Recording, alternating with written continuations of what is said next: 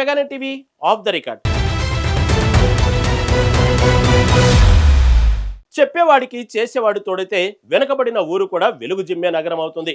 తెలుగు రాష్ట్రాల్లో కూటమి ప్రభుత్వం కొలువుదేరిన తర్వాత పాలనలో కొత్త వరవడి మొదలైంది.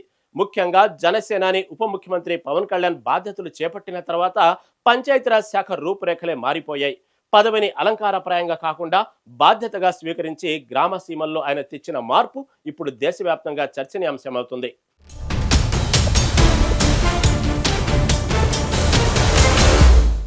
మాట ఇస్తే మడమ తిప్పని నైజం, అడుగు వేస్తే అపజయం ఎరుగని పయనం, పల్లె కన్నీరు పెడితే దేశం బాగుపడదు అని నమ్మిన ఒక నాయకుడు ఇవాళ తన శాఖతో దేశం మొత్తం తన వైపు చూసేలా చేస్తున్నారు. ఆంధ్రప్రదేశ్ రాజకీయాల్లో ఇదొక నూతన అధ్యాయం. కూటమి ప్రభుత్వం అధికారంలోకి వచ్చిన తర్వాత ఉప ముఖ్యమంత్రిగా బాధ్యతలు చేపట్టిన పవన్ కళ్యాణ్ తనదైన ముద్రను పాలనలో చూపిస్తున్నారు. కేవలం పదవి ఉంది కదా అని కాలక్షేపం చేయకుండా తాను చేపట్టిన పంచాయతీరాజ్ శాఖను దేశంలోనే అగ్రపథాన నిలబెట్టారు.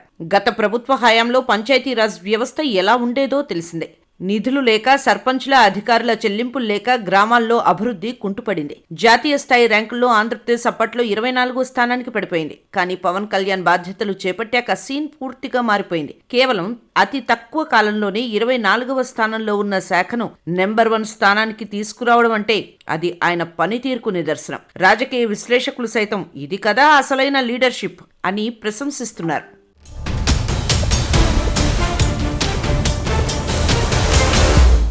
పవన్ కళ్యాణ్ పట్టుదల పల్లెల్లో వెలుగులు నింపుతోంది. పవన్ కళ్యాణ్ తీసుకొచ్చిన అతి పెద్ద మార్పు గ్రామ సభలు.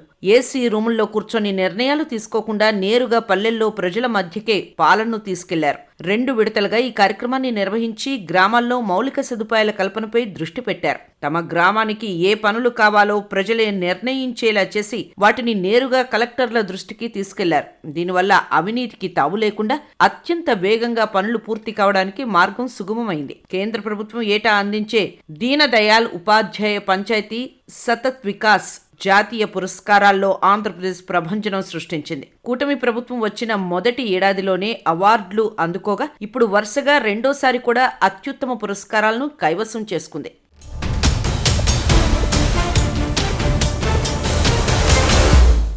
సాధారణంగా సినిమాల్లో తమ హీరో రికార్డులు క్రియేట్ చేస్తే ఫ్యాన్స్ పండుగ చేసుకుంటారు. కానీ రాజకీయాల్లో రికార్డులు అంటే కేవలం ఓట్లు మాత్రమే కాదు, ప్రజల జీవితాల్లో వచ్చే మార్పు. కేంద్ర ప్రభుత్వం ప్రతి ఏటా అందించే దీన దయాళ్ ఉపాధ్యాయ పంచాయత్ సతత్ వికాస్ జాతీయ పురస్కారాల్లో ఆంధ్రప్రదేశ్ సత్తా చాటింది. ప్రభుత్వం మారితే పనులు మారతాయో లేదో కానీ ప్రణాళిక మారితే ఫలితం మారుతుందని ఏపీ పంచాయతీరాజ్ శాఖ నిరూపించింది. కూటమి ప్రభుత్వం అధికారంలోకి వచ్చిన మొదటి ఏడాది అవార్డుల పంట పండించింది. ఇప్పుడు వరుసగా రెండోసారి కూడా జాతీయ స్థాయిలో తన జెండాను రెపరెపలాడించింది. అడగనిదే అమ్మైనా పెట్టదు అన్న సామెత మనకు తెలిసిందే. కానీ క్షేత్రస్థాయిలో సమస్యలను గుర్తించి అడగక ముందే పరిష్కార మార్గాలు చూపడం వల్లే నేడు ఈ పురస్కారాలు సాధ్యమయ్యాయి.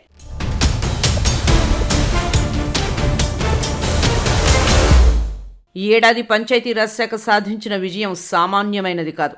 ఏకంగా 5 కీలక విభాగాల్లో అత్యుత్తమ ర్యాంకులు సాధించి అందర్నీ ఆశ్చర్యపరిచింది. గ్రామీణాభివృద్ధి, నీటి సంరక్షణ మరియు పారిశుధ్యం వంటి ప్రాథమిక అంశాల్లో ఏపీ దూసుకుపోతోంది. ప్రధానంగా మెరిసిన విభాగాలు ఇలా ఉన్నాయి. పారదర్శకతలో మేటిగా నిలిచింది. గ్రామీణ ప్రాంతాల్లో నీటి లభ్యత పెంచడం, స్వచ్ఛ భారత్ స్ఫూర్తితో గ్రామాలను తీర్చిదిద్దడం, మౌలిక సదుపాయాల కల్పన, భవిష్యత్ అవసరాలకు అనుగుణంగా ప్రణాళికలు. ముఖ్యంగా తూర్పుగోదావరి జిల్లాకు చెందిన శృంగవరం పంచాయతీ గుడ్ గవర్నెన్స్ విభాగంలో దేశంలోనే మొదటి స్థానంలో నిలిచి అందరి దృష్టిని ఆకర్షించింది. పాలనలో పారదర్శకత ఉంటే ఫలితం ఇలాగే ఉంటుందని ఈ పంచాయతీ నిరూపించింది.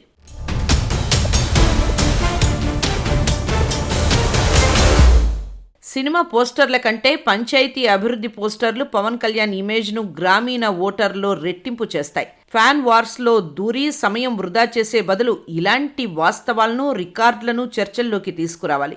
ఏదైనా విజయం సాధించినప్పుడు వండేవారు ఒకరు, వడ్డించేవారు 10 మంది అన్నట్టు నాయకత్వం బలమైనదైతే యంత్రాంగం కూడా అంతే వేగంగా పనిచేస్తుంది. పవన్ కళ్యాణ్ పంచాయతీరాజ్ శాఖ బాధ్యతలు చేపట్టిన నాటి నుండి అధికారులతో నిత్యం సమీక్షలు నిర్వహిస్తూ నిధుల వినియోగంపై స్పష్టమైన ఆదేశాలు ఇచ్చారు. కేంద్ర పథకాలను రాష్ట్రంలో సమర్థవంతంగా అమలు చేయటం వల్లే వరుస పురస్కారాలు సాధ్యమయ్యాయి. అయ్యాయి. గ్రామాల్లో పారిశుధ్యం మెరుగుపడటం, మంచినీటి సమస్యలు తగ్గడం వంటివి చిన్న విషయాలుగా అనిపించినా సామాన్యుడి జీవితంలో ఇవే అతిపెద్ద మార్పులు. గుడ్ గవర్నెన్స్ లో శృంగవరం పంచాయతీ నెంబర్ 1 గా నిలవడం అంటే అక్కడ అవినీతికి తావు లేకుండా పాలన సాగుతోందని అర్థం.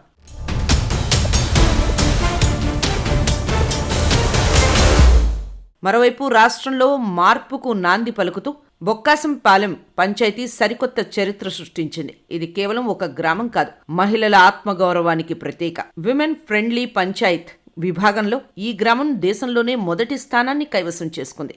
ఆడది తలుచుకుంటే ఆకాశం అంచునైనా తాకగలదు అంటారు. బొక్కాసంపాలెం విషయంలో అది అక్షర సత్యమైంది. మహిళలకు రక్షణ, ఆరోగ్యం, నిర్ణయాధికారంలో పెద్దపీట వేస్తూ ఈ గ్రామం అగ్రస్థానంలో నిలవడం రాష్ట్రానికే గర్వకారణం. మరోవైపు పేదరికం లేని గ్రామంగా అత్యంత నాణ్యమైన జీవన ప్రమాణాలతో చెమ్ములపల్లి పంచాయతీ దూసుకుపోతోంది. ఈ విభాగంలో చెమ్ములపల్లి 2వ స్థానంలో నిలిచి గ్రామీణ ఆర్థిక వ్యవస్థను ఎలా బలోపేతం చేయాలో చాటి చెప్పింది.